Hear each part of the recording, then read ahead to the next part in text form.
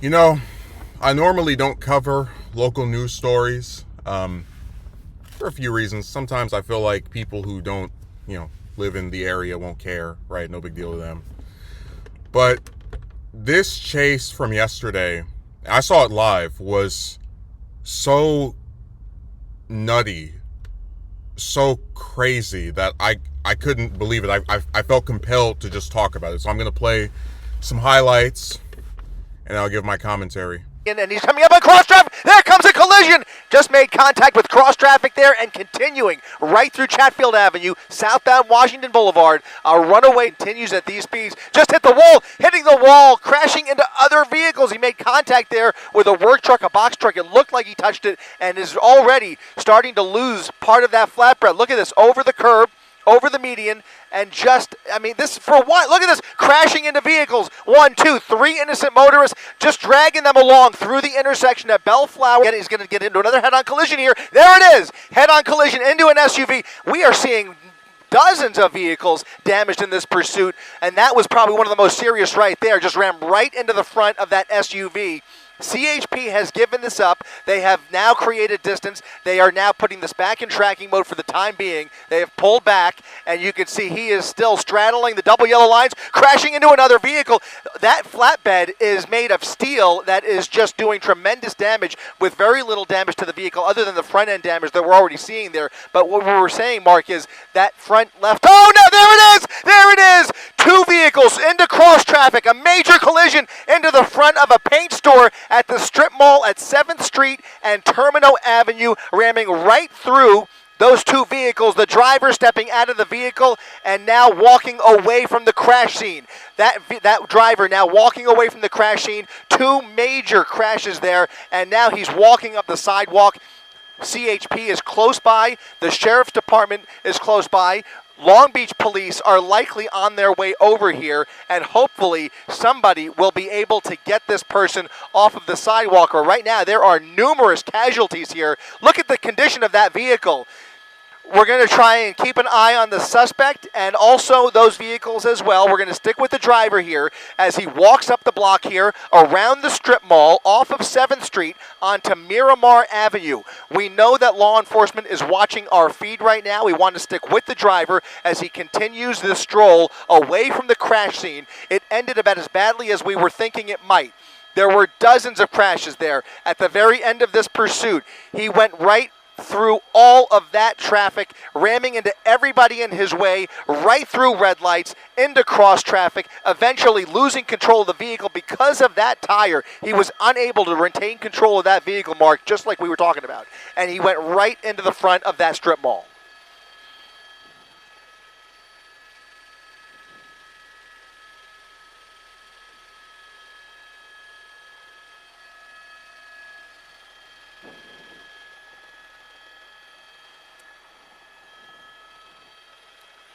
This is Miramar Avenue off of 7th Street in East Long Beach, and there he is. I think that's going to be Long Beach police.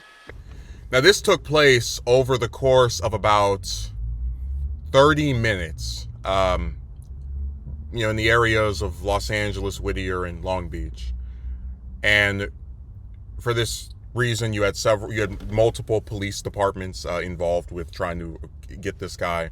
But what really gets me about this story and the footage that you saw is just how destructive it was. Now, I've never understood the point of stealing cars. Like, I don't know what you hope to gain by getting a vehicle that is someone else's and running away from the police, who are inevitably going to catch up with you when the car either runs out of gas or, stops working altogether. But this story isn't even just about like stealing a car. It is the absolute destruction that took place after this guy got the car. He hit, and I didn't show all of it because I couldn't just sift through all the footage, but he must have hit at least 10 cars. In one case, 3 at a time. In another case, 2 at a time. And the whole time he's doing his driving and just smashing through stuff, it's basically like turning the city into a collision course, just smashing into vehicles. But the most of just egregious example, right, is where toward the end, when he smacks into the two vehicles that are both like, going in the lane. And that's one of those things where a lot of people, when they like see a green light, they just instinctively go forward. And in this case, I really wish they had looked both ways. It's not their fault. It's they couldn't have predicted that someone that insane would be on the road with them.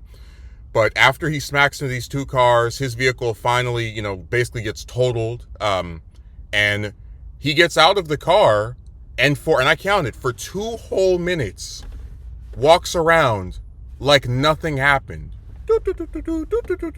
And this relative I was talking with yesterday, who observed the incident with me, or I guess just watched the live footage, he said that the reason he did that is so when he's, like if he gets out of the car and just starts running, they're going to instantly know it's him.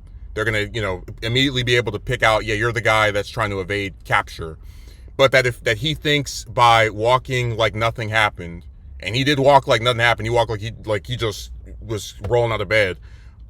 It'll lessen the chances of him being picked up off the street. And I was sitting there wondering with this relative, where are the police? Like they're in this high speed chase with him for half an hour, and then when he finally gets out, he walks down a whole like quarter block, just with no law enforcement. Then when they finally do show up, they have like 7, 8, 9 different people on him, which whatever. You could tell they wanted to rough him up a bit after leading them on that type of chase. But isn't that nuts to slam into 10 different cars and to walk away seemingly without a scratch on him? He like hit the front of that truck.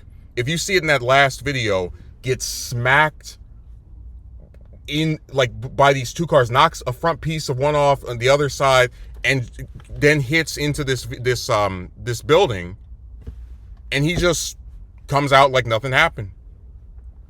It's another day in the hood. I mean, it's insane. And man, to think of all those like innocent people that were put in danger by a lone madman with a vehicle. Like you're just driving down the road, and all of a sudden there's this car speeding behind you on the side of you, and God help you if you're in his way, because you saw, and this was where that's why I knew I wanted this story. When he hit, the one car in the back, one car on the side, and one car, I believe, in the front. Boy, I mean, it was mayhem. God, it's amazing how much damage a person can do in just a half hour. And like all of that destruction for a car that he knows he's not going to be able to get away with stealing. He knows from the second the police start following him that a helicopter is going to be on top, and they're going to, even if the police seemingly vanish like they did during that last segment, they're going to constantly monitor where he is. The only way he could have theoretically gotten away after getting out of the car was if he had happened to crash somewhere where there was like a big crowd and they kind of like blend in. But even then, the copper that was recording was able to see clearly like what he looked like, so it would have been even more difficult. But just all this destruction over a stolen vehicle. You'll throw your whole life away, your whole freedom for a truck, and for this truck, this vehicle that you just like grabbed off of somebody. You will endanger the lives of countless people, slam into all these different cars. It was, again, when I say the rotten society, I'm not just talking about the high cost of things. I'm talking about the people, like people who just, it's not enough to steal something. It's not enough to endanger other people. It's not enough to walk down the street like nothing even happened.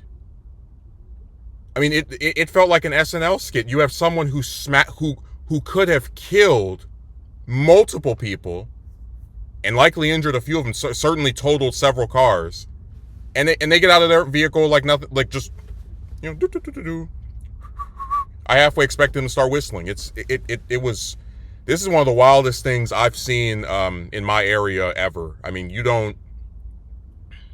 we have a lot of sick people and incidents and things of that nature, but most of it is contained, right? It's not, a police chase with this much damage, this this much of a plot twist of, oh yeah, you thought he was done after he hit these two cars. No, he's gonna get out and walk around like whatever. I feel really bad for those drivers. Like I haven't been on the road. One of these pursuits have been going. I usually just see the police driving past me, at record speeds to get to wherever they're trying to go. But man, it's got to be an awful feeling when you're just driving, just casually, and then just right into you, no reason, no fault of your own.